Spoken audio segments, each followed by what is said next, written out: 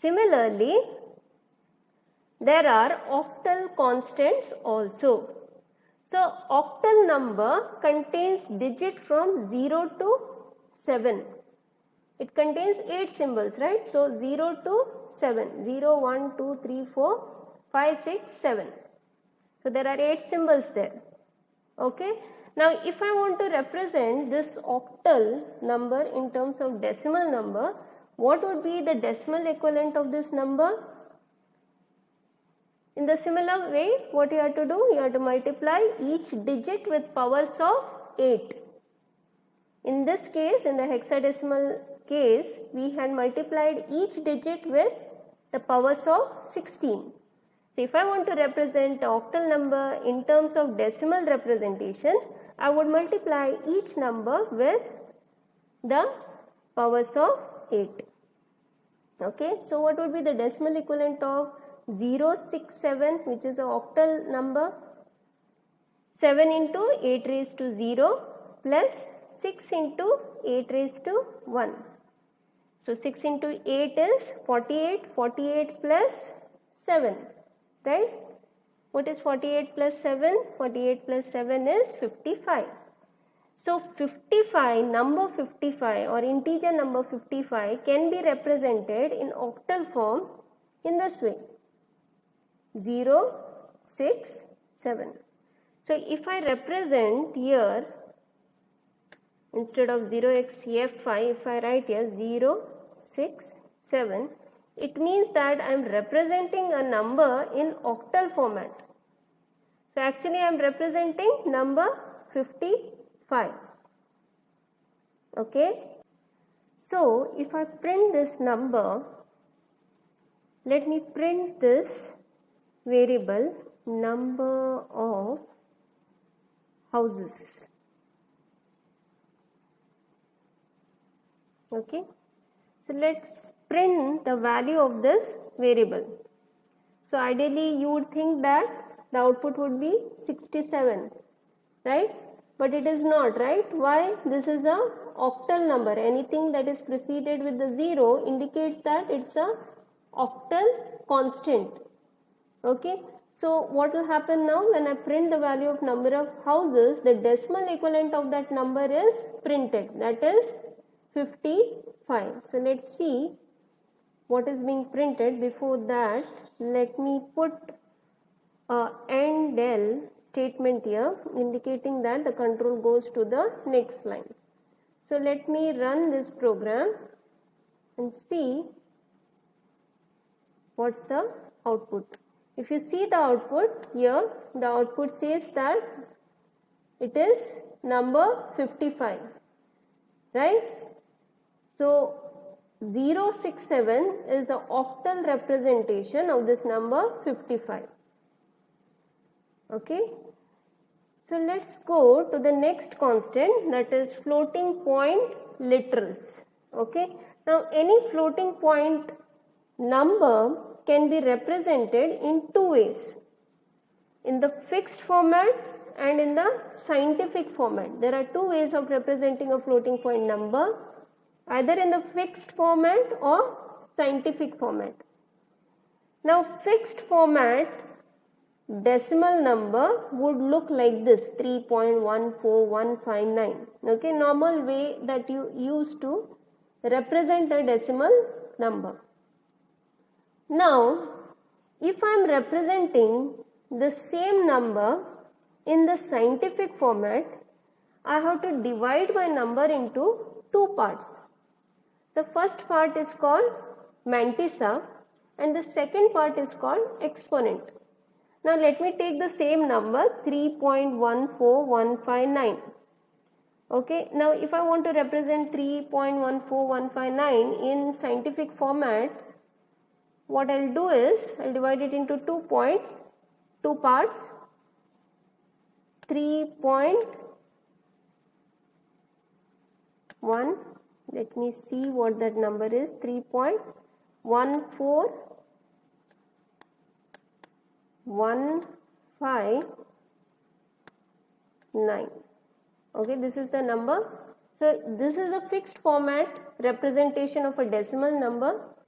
So if I want to represent this in scientific notation, I would have written it like this: 3.1415 into 10 raised to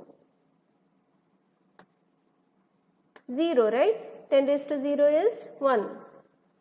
So any number, any decimal number is represented into powers of 10. Okay.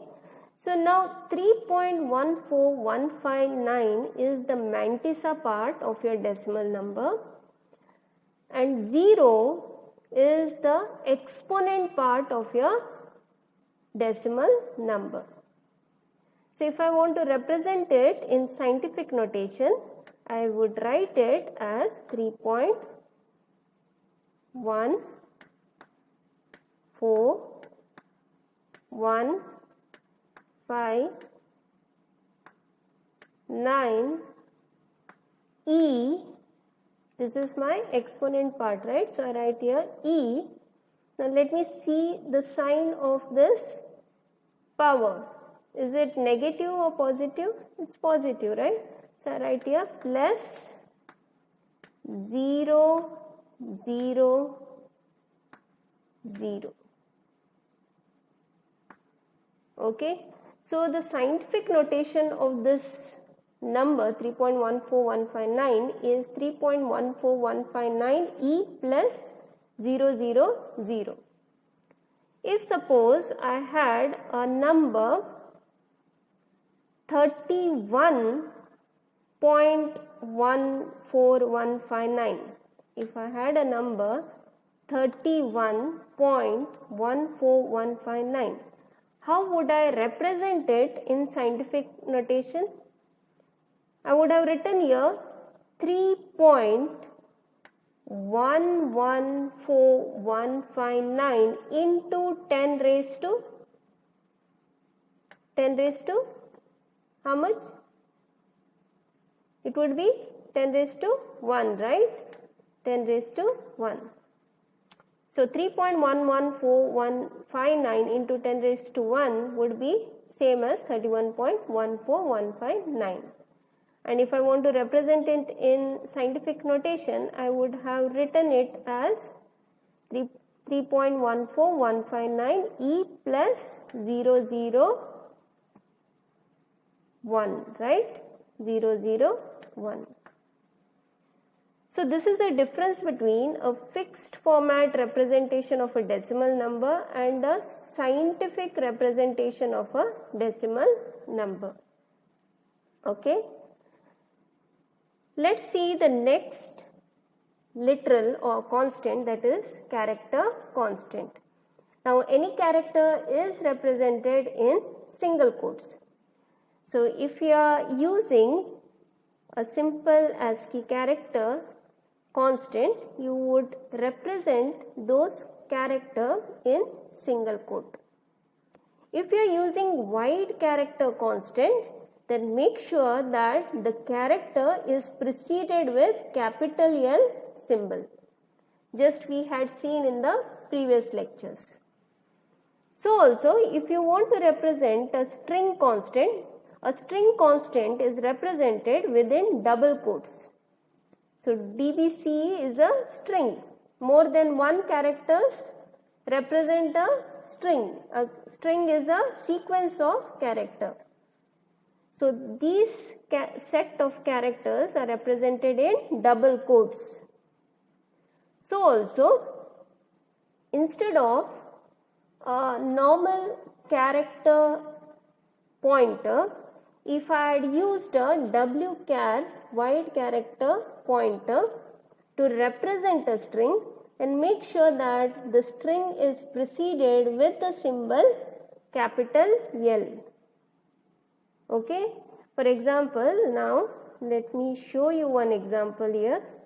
If I am using a char data type to represent a string, I would use a character pointer, right? So I will say char star yes is equal to DBCE.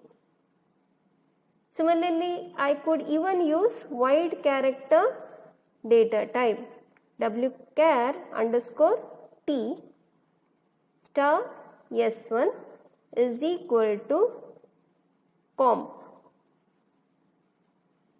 Okay, both are okay. I get an error here. Why is this error? That's because the data type that I have used here is wide-char, but I have not preceded the string constant with the capital L symbol. Okay, always remember a wchar data type should be preceded with the capital L symbol. Is it okay? So you can either use a normal character data type or a wide character data type. Now let us go to the next constant, that is Boolean constant or Boolean literal. So a Boolean variable can have two values, either true or false, and we had seen an example on the same in our previous lectures. The next type of constant or literal is special character literal. A special character is preceded with a backslash. Examples are \n, which represents new line, /t, which represents tab, /r, which represents carriage return, and things like that.